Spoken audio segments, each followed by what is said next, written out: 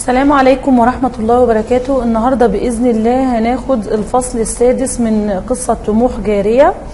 وصلنا في الفصل الخامس إن سوداء بنت الفقيه أمرت بإقامة الزينات تعبيرا عن فرحتها بأسر نجم الدين وشجر الدر، وطلب العادل من داود إرسال نجم الدين في قفص مقابل 400 دينار وملك دمشق. وغضب دعاة الإصلاح والوحدة عندما علموا بأسر نجم الدين، واجتمعوا في دار قماش ليتشاوروا في الأمر، وعزموا على الإسراع بحل يخلص البلاد من شر العادل. نكمل الفصل السادس ونشوف ايه اللي حصل فيه.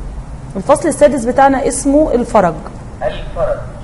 ظل نجم الدين في قلعة الكرج سجينا تحت رحمة الحراس الغلاظ الشداد الذين وكلوا به، لا تسليه سوى شجرة الدر.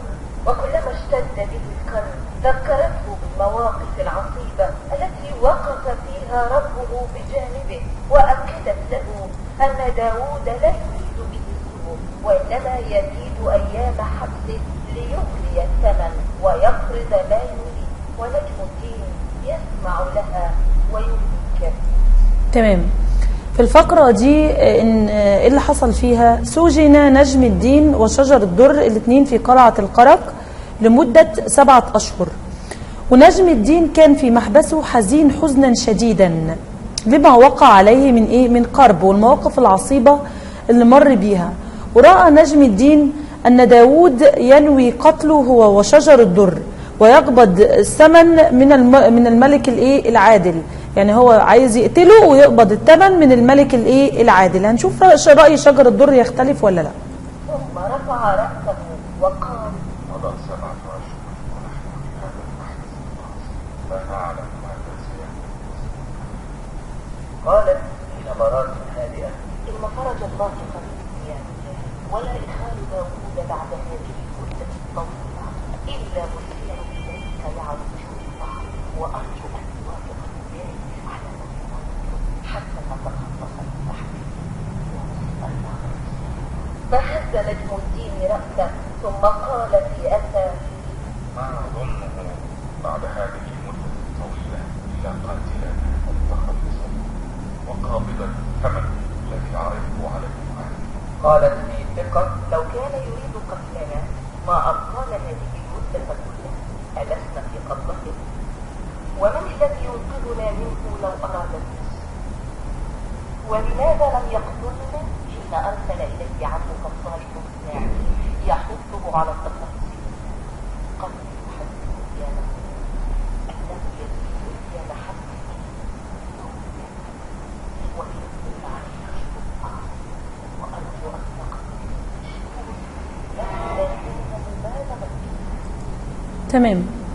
في الجزئية دي زي ما ذكرنا ان نجم الدين كان ليه رأي وشجر الدر كان ليها رأي. نجم الدين كان رأيه ان داود بينوي قتله هو وشجر الدر ويقبض الثمن من الملك العادل.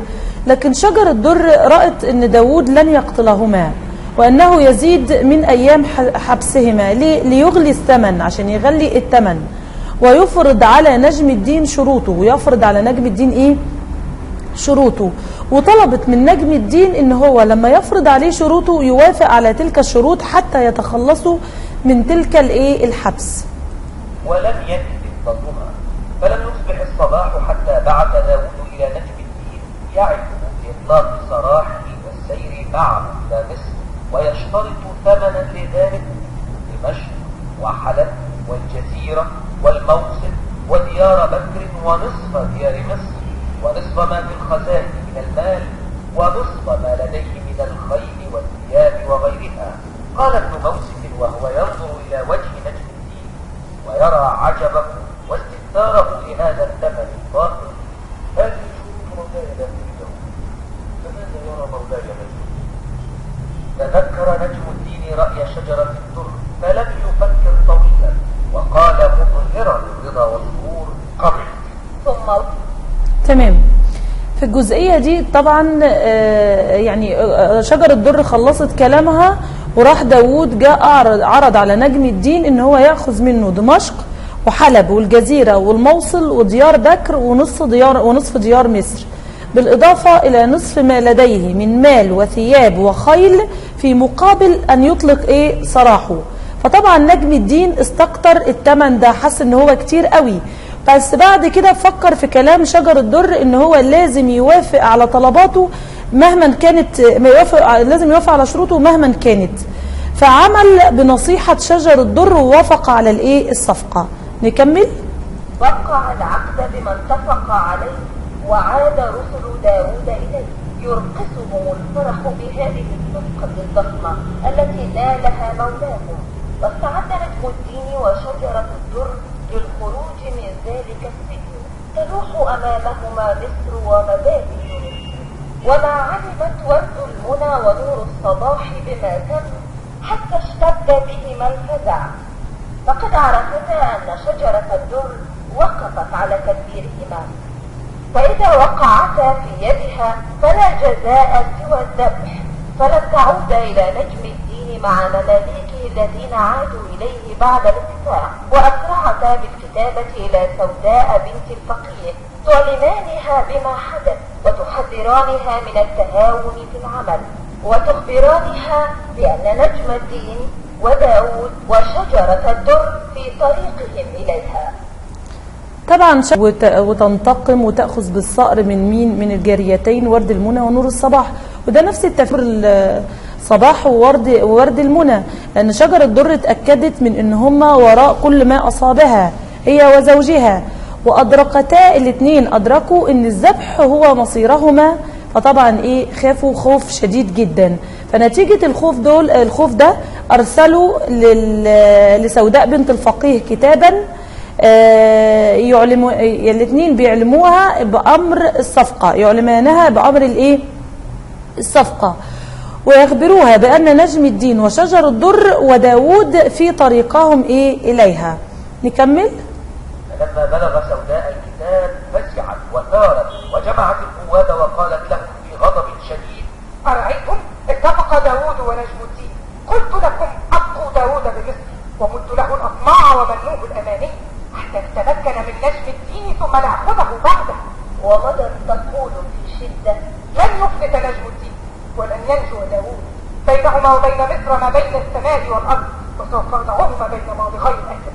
ثم دعت بكاتب وأملته كتابا وبعثته إلى الصالح إسماعيل بدمشق تحثه على السير إلى نجم الدين ليطلق عليه من خلفه في الوقت الذي تسير إليه جيوش مصر وتأخذه من أمامه، فلا يستطيع نجاة ولا يجد مهربا.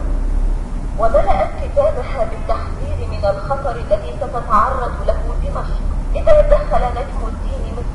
فلم يتمهل الصالح إسماعيل وأمر جيشه بالاستعداد، كما استعد الجيش المصري لتنفيذ الخطة وحصر نجم الدين بينه وبين الصالح إسماعيل.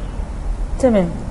غضبت سوداء من قوادها بعد ما أرسلت الجاريتين إلى سوداء كتابا وشجر الدر ونجم الدين جايين في طريقهم إليها.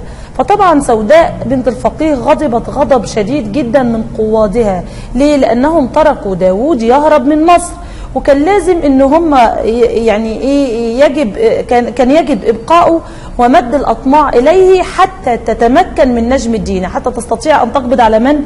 على نجم الدين. فقررت ان تضع خطة. ايه هي خطة؟ ايه هي الخطة دي؟ في ايه؟ تمثلت في حصر نجم الدين بين جيشي العادل واسماعيل. تحصر نجم الدين بين جيش العادل اللي هو جاي من مصر وجيش اسماعيل اللي هو في دمشق. وأرسلت إلى إسماعيل كتابا لتخبره بخطتها وتطلب منه المساعدة في تنفيذها. يبقى الفصل بتاعنا انتهى ان هي هتحصر نجم الدين في الوسط ما بين جيش العادل وما بين جيش إسماعيل. هنكمل الفصل الجاي إن شاء الله.